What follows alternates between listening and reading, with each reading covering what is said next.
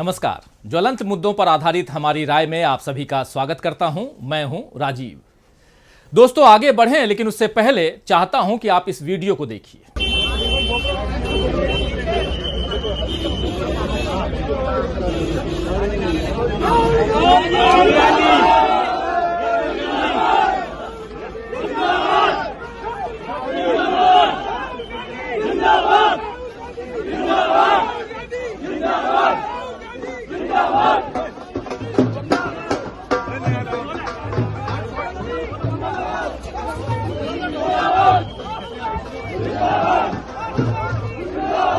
तो दोस्तों, आपने सुना राहुल गांधी जिंदाबाद जिंदाबाद, इन नारों की गूंज आज दिल्ली में सुनाई दी।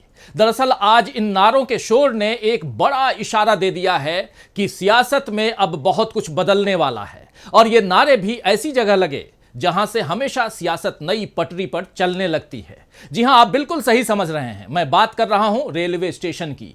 आज आनंद विहार टर्मिनल यानी आनंद विहार रेलवे स्टेशन में राहुल गांधी अचानक पहुंचे तो वहां जिंदाबाद के नारों से ही उनका इस्तकबाल किया गया, स्वागत किया गया। राहुल गांधी ने अपनी भारत जोड़ो यात्रा को जारी रखते हुए आज आनंद विहार स्टेशन का रुख किया, जो पूर्वांचल से आने वाली ट्रेनों के लिए एक बड़ा जंक्शन है। यहां के कुलियों ने कुछ वक्त पहले इच्छा जताई थी कि राहुल गांधी उनके बीच भी आएं, और आज राहुल गांधी ने उनकी ये इच्छा भी पूरी कर दी। राहुल केवल कुलियों के बीच नहीं पहुंचे, बल्कि उन्होंने यहां से एक ऐसा दांव चल दिया है जिससे मोदी चारों खाने चित्त हो सकते हैं। अभी तो संसद के विशेष सत्र में नारी वंदन अधिनियम लाकर मोदी चर्चा के केंद्र में बने रहना चाहते थे, लेकिन राहुल ने एक बार फिर उन्हें चर्चा बटोरने के मामले में पटखनी दे दी है। संसद का विशेष सत्र और महिला आरक्षण की बात तो चलती रही, लेकिन सोशल मीडिया पर आज राहुल गांधी छाए रहे। और अभी आपने जो जिंदाबाद के नारे सुने, उससे यह समझ में आ रहा है कि राहुल देश में भी छा चुके हैं। आनंद विहार के कुलियों के बीच पहुंचकर राहुल ने फिर सियासी पर्दे पर धमाका कर दिया है। यह धमाका दोस्तों वैसा ही है जैसा अमिताभ बच्चन की फिल्म कुली ने किया था, याद कीजिए। हालांकि इसी फिल्म में अमिताभ बच्चन को चोट लगी थी। इसके बाद कुली नंबर 1 और बिल्ला नंबर 786 जैसे फिल्में भी बनी।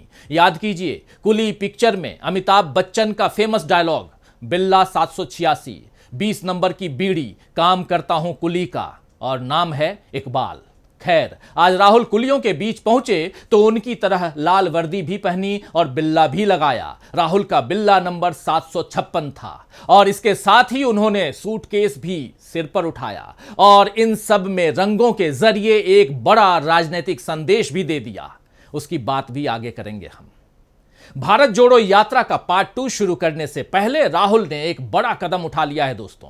रेलवे स्टेशन पहुंचकर उन्होंने एनसीआर में बैठे बैठे एक साथ यूपी, बिहार और पूर्वोत्तर सबको साध लिया। मोदी जी तो परसों अपने संसदीय क्षेत्र वाराणसी जा रहे हैं, लेकिन उनसे पहले राहुल ने आज ही पूर्वांचल के लोगों के बीच अपनी पैठ बना ली।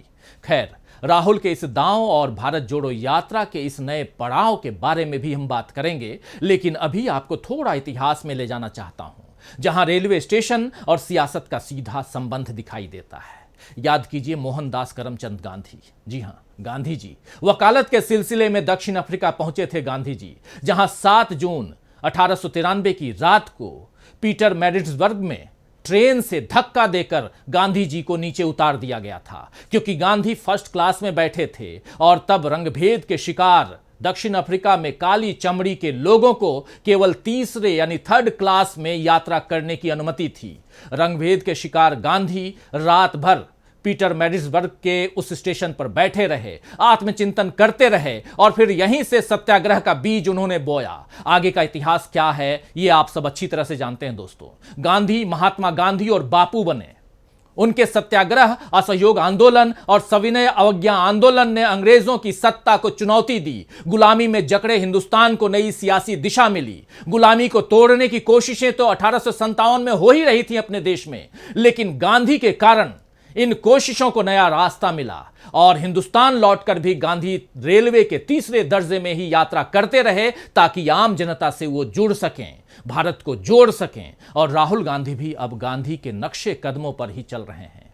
तो दोस्तों, ये आजादी के इतिहास और रेलवे स्टेशन के संबंध का एक उदाहरण मात्र है। दूसरा एग्जाम्पल भी आपके सामने रखना चाहता हूं, जो मौजूदा पीएम नरेंद्र मोदी का है। आपको याद होगा कि 2014 में जब मोदी को पीएम कैंडिडेट बनाने की बात शुरू हुई, तब एक तथ्य को बहुत जोर शोर से बीजेपी ने प्रचारित किया। मोदी का इतिहास रेलवे स्टेशन पर चाय बेचने का रहा है, यह बताया गया। गरीब चाय वाले के तौर पर मोदी की ब्रांडिंग करने वालों ने इस तथ्य को बड़ी चालाकी से लाइमलाइट में नहीं आने दिया कि पीएम कैंडिडेट बनने से पहले मोदी 3 बार गुजरात के सीएम चुने जा चुके हैं। यानी पीएम की कुर्सी तक का सफर मोदी ने सीएम की कुर्सी से चलकर तय किया है। लेकिन बीजेपी के प्रचार तंत्र ने उसे चाय वाले से लेकर पीएम की कुर्सी तक का सफर बताया। और जिस वडनगर स्टेशन पर मोदी के चाय बेचने की बात बीजेपी करती रही, उसमें भी बड़ा झोल है दोस्तों। देश को यही बताया जाता रहा है कि 1960 के दशक में मोदी अपने पिता की मदद करते हुए चाय बेचते थे और वहां से प्रधानमंत्री बनने तक का सफर मोदी ने तय किया है। लेकिन आपको बता दूं कि वडनगर रेलवे स्टेशन 1973 में बना था और 1950 में जन्म लेने वाले मोदी 1973 में 23 साल के थे। और यह भी कहा जाता है कि नरेंद्र मोदी ने 17 साल की उम्र में घर छोड़ दिया था। तो फिर उन्होंने किस स्टेशन पर चाय बेची और किस उम्र में बेची? यह सवाल भी मोदी के निजी जीवन से जुड़ी बहुत सी बातों की तरह संदेह के घेरे में ही है। खैर, मोदी के सच या झूठ की पड़ताल मैं यहां नहीं करूंगा। फिलहाल मैं बात कर रहा हूं स्टेशन और हिंदुस्तान की सियासत के बीच के संबंध की, जो चाहे वडनगर के मोदी के चाय बेचने का किस्सा सच्चा हो या झूठा, लेकिन बीजेपी ने इस मुद्दे को बखूबी भुनाया और मोदी का चाय वाला रूप लोगों को याद रहे, इसके लिए चाय पर चर्चा जैसे तमाशे 2014 के चुनावों में खूब किए। बीजेपी को इसका फायदा भी मिला। हालांकि मोदी के सत्ता में आने के बाद रेलवे स्टेशन को अलग से पेश किए जाने का सिलसिला खत्म हो गया। रेलवे स्टेशन को बेचने का सिलसिला शुरू हो गया दोस्तों। रेलवे में निजीकरण की घुसपैठ का दौर देश में शुरू हो गया और इस सब में मोदी के मित्र उद्योगपतियों की जेबें जो हैं वो भरी ही भरी, लेकिन रेलवे की हालत खस्ता होने लगी। रेल यात्राएं आम आदमी के लिए पहले से ज्यादा मुश्किल और महंगी हो गईं। हालांकि मोदी ने अपनी सत्ता बनाए रखने के लिए बुलेट ट्रेन जैसे दांव भी चले और वंदे भारत जैसी कई ट्रेनों को न जाने वो कितनी बार हरी झंडी दिखा चुके हैं। ट्रेन चलाने के लिए पीएम की कुर्सी पर बैठे व्यक्ति को हरी झंडी दिखानी पड़ती है, ये बात भी मोदी ने मुमकिन कर दिखाई। ऐसा नहीं है कि झंडी दिखाने का कोई शौक मोदी को रहा होगा जिसे वो अब पूरा कर रहे हैं, बल्कि मोदी जानते हैं कि रेलवे और इस देश के आम आदमी का कितना गहरा संबंध है, कितना गहरा रिश्ता है। और इस संबंध को मोदी ने अपने सियासी फायदे के लिए भुनाया, मगर आम जनता का ख्याल नहीं रखा और मोदी की बनाई इस बड़ी कमी को अब राहुल गांधी पूरा करने निकल पड़े हैं। वैसे तो राहुल गांधी 2004 यानी सक्रिय राजनीति के दिनों से ही आम लोगों के बीच पहुंचते रहे हैं। आप जानते हैं कि ओडिशा के नियामगिरी के आदिवासियों से लेकर उत्तर प्रदेश में भट्टा परसौल के किसानों के बीच राहुल गांधी गए। उन्होंने हमेशा जनता के मुद्दों को उठाया और 19 साल बीत जाने के बाद भी राहुल यही कर रहे हैं। वो हर थोड़े दिनों में समाज के कामगारों और मेहनतकशों के बीच दिखाई देते हैं। धान रोपने और बाइक सुधारने से लेकर बस, ट्रक और स्कूटी की सवारी करने तक राहुल बार बार आम जनता के बीच जाकर उसकी बातों को सुनने और समझने में लगे हुए हैं। भारत जोड़ो यात्रा ने तो राहुल का सियासी कद इतना बढ़ा दिया है दोस्तों कि उस तक अभी मौजूदा दौर का कोई राजनेता नहीं पहुंच पाया है। राहुल हमेशा कहते हैं कि उनकी भारत जोड़ो यात्रा खत्म नहीं हुई है, वो जारी है। इसका मतलब यही है कि राहुल बार बार इसी तरह आम लोगों के बीच दिखाई देंगे। आज आनंद विहार टर्मिनस पहुंचकर राहुल गांधी ने फिर सियासत को नई दिशा देने का काम किया है।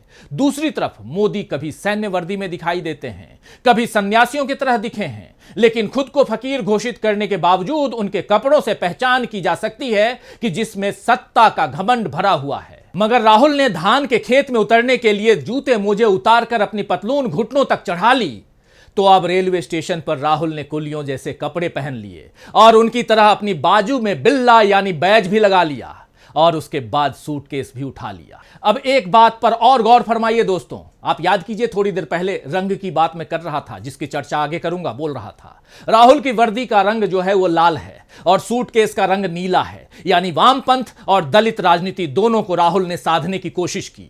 ओबीसी के मुद्दे को तो राहुल गांधी मोदी सरकार को घेरने के लिए कल उठा ही चुके हैं संसद के अंदर। अभी संसद में भी उन्होंने महिला आरक्षण में ओबीसी के लिए आरक्षण की मांग की है और अब राहुल एक साथ दलित, पिछड़े और आदिवासियों को साथ रहे हैं। इसके अलावा रेलवे स्टेशन से एक नई सियासी क्रांति का आगाज राहुल ने आज कर दिया है। इतिहास तो यही बताता है कि रेलवे स्टेशन से शुरू हुई सियासत सफलता की पटरी पर बढ़ती आई है और राहुल भी रेलवे स्टेशन से सियासी सफलता के इतिहास को दोहराते हुए दिख रहे हैं। आगे देखिए क्या होता है। आज के लिए बस इतना ही। नमस्कार।